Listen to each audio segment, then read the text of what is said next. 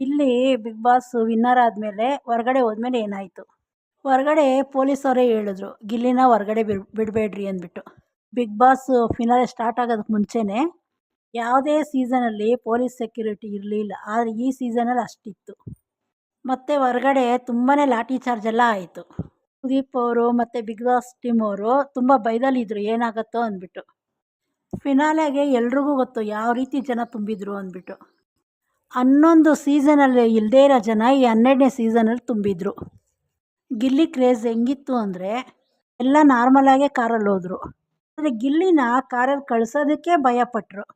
ಗಿಲ್ಲಿ ನಾರ್ಮಲಾಗಿ ಎಲ್ಲ ರೀತಿ ಹೋಗಲಿಲ್ಲ, ಪ್ರಾಬ್ಲಮ್ ಆಗತ್ತೆ ಅಂದ್ಬಿಟ್ಟು ಗಿಲ್ಲಿನ ಸಪ್ರೇಟಾಗಿ ಬೇರೆ ದಾರಿಯಲ್ಲಿ ಕಳಿಸಿದ್ರು ಕಾರಲ್ಲಿ. ಸುದೀಪ್ ಅವ್ರ ಜೊತೆಯಲ್ಲಿ ಗಿಲ್ಲಿನ ಕರ್ಕೊಂಡು ಹೋದರು. ಅವರೆಲ್ಲ ನಾರ್ಮಲಾಗಿ ಯಾವ ದಾರಿಯಲ್ಲಿರುತ್ತೋ ಅದೇ ದಾರಿಯಲ್ಲೇ ಹೋದರು.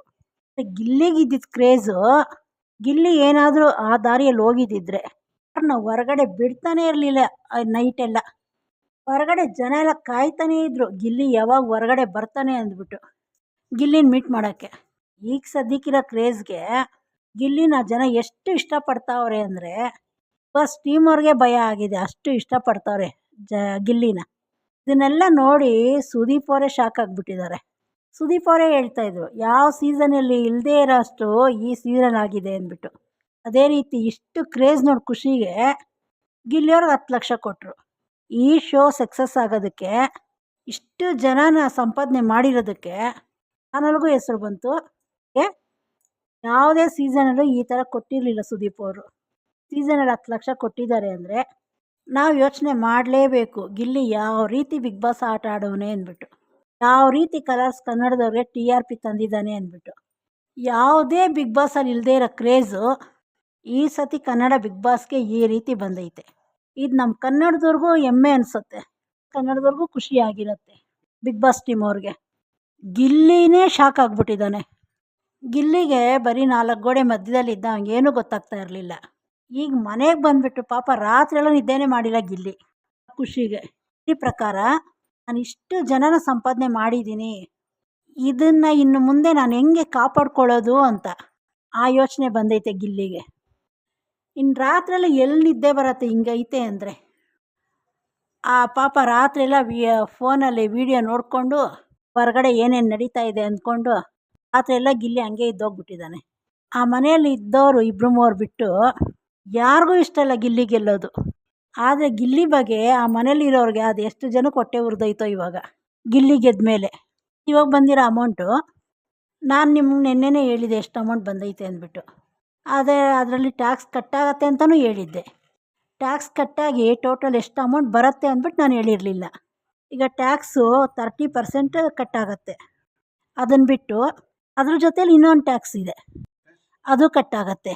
ಅದು ಕಟ್ಟಾಗಿ 34 ಲಕ್ಷ ಚಿಲ್ಲರೆ ಅಮೌಂಟ್ ಬರುತ್ತೆ. ಆದರೆ ನಾವೆಲ್ಲ ಏನು ಅಂದ್ಕೊಂಡಿದ್ದೀವಿ, ಕಾರ್ ಹಂಗೆ ಕೊಡ್ತಾರೆ ಅಂದ್ಕೊಂಡಿದ್ದೀವಿ.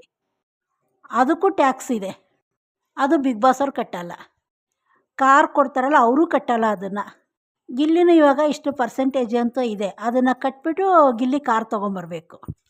ಅದೂ 4 ಲಕ್ಷ ಚಿಲ್ಲರೆ ಕಟ್ಟಬೇಕು ಗಿಲ್ಲಿ. ಇವಾಗ ಇಷ್ಟು ಕ್ರೇಜ್ ಸಂಪಾದನೆ ಮಾಡಿರೋ ಗಿಲ್ಲಿ ಮುಂದೆ ಯಾವ ರೀತಿ ಕಾಪಾಡ್ಕೊಂಡು ಹೋಗ್ತಾನೆ ಅನ್ನೋದು ನೋಡಬೇಕು. ಗಿಲ್ಲಿಗೆ ನಾನು ಅನ್ನೋದು ಬರಲ್ಲ ಗೆದ್ದ ತಕ್ಷಣ, ಯಾಕಂದರೆ ತುಂಬಾ ರಿಯಾಲಿಟಿ ಶೋ ನೋಡಿದ್ದೀವಿ. ಗಿಲ್ಲಿ ಮೊದಲು ಯಾವ ರೀತಿ ಇದ್ದಾನೋ ಅದೇ ರೀತಿಯೇ ನಡ್ಕೊಂಬರ್ತಾನೆ. ಯಾರು ಅವ್ರ ಥರನ ಬಿಟ್ಕೊಡಲ್ವೋ ಅವ್ರು ಯಾವತ್ತೂ ಸೋಲ್ ಅನ್ನೋದೇ ಕಾಣಲ್ಲ. ಮೊದಲೆಲ್ಲ ಗಿಲ್ಲಿ ರಿಯಾಲಿಟಿ ಶೋ ಮಾಡಿದೆ ಅಂದ್ಬಿಟ್ಟು ಅವನ ತನ ಬಿಟ್ಕೊಟ್ಟಿರಲಿಲ್ಲ. ಅದಕ್ಕೆ ಅವ್ನು ಬಿಗ್ ಬಾಸಲ್ಲಿ ಇವಾಗ ಈ ರೀತಿ ಹೆಸರು ಮಾಡಿರೋದು. ಮುಂದೇನೂ ಇದನ್ನು ಕಾಪಾಡ್ಕೊಂಡು ಹೋಗ್ತಾನೆ. ಮತ್ತು ಗಿಲ್ಲಿಗೆ ಡೈರೆಕ್ಟ್ ಆಗಬೇಕು ಅನ್ನೋ ಕನಸೈತೆ. ಆದರೆ ಗಿಲ್ಲಿಗೆ ಮೊದಲು ಯಾರೂ ಚಾನ್ಸ್ ಕೊಡ್ತಾ ಇರಲಿಲ್ಲ.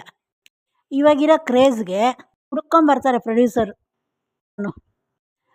ಇವಾಗ ಮುಂದೆ ಯಾವ ರೀತಿ ಫಿಲಮ್ ಬರುತ್ತೆ ಗಿಲ್ಲಿದು ಅಂತ ನೋಡೋ ಆಸೆ. ಗಿಲ್ಲಿನ ಇವಾಗ ನಾವು ಬಿಗ್ ಬಾಸಲ್ಲಿ ನೋಡಿದ್ದೀವಿ. ಗಿಲ್ಲಿ ಯಾವ ರೀತಿ ಸಾಂಗ್ಸ್ ಬರೀತಾನೆ, ಡೈಲಾಗ್ಗಳು ಹೇಳ್ತಾನೆ, ಆಲ್ರೌಂಡರ್ ಅಂತಲೇ ಹೇಳ್ಬೋದು ಗಿಲ್ಲಿನ. ಇನ್ಮೇಲೆ ಗಿಲ್ಲಿಗೆ ಫಿಲಮ್ ಚಾನ್ಸು ತುಂಬಾ ಬರುತ್ತೆ, ಹೀರೋ ಆಗೂ ಬರುತ್ತೆ.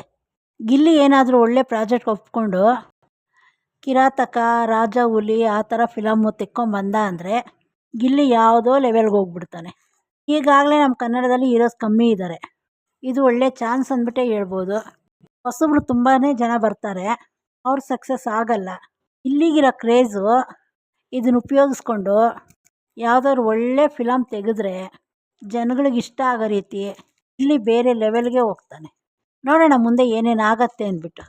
ಇದ್ರ ಬಗ್ಗೆ ನಿಮ್ಗೆ ಏನು ಅನಿಸುತ್ತೆ ಕಮೆಂಟ್ ಮಾಡಿ, ಚಾನಲ್ ಸಬ್ಸ್ಕ್ರೈಬ್ ಮಾಡ್ಕೊಳ್ಳಿ.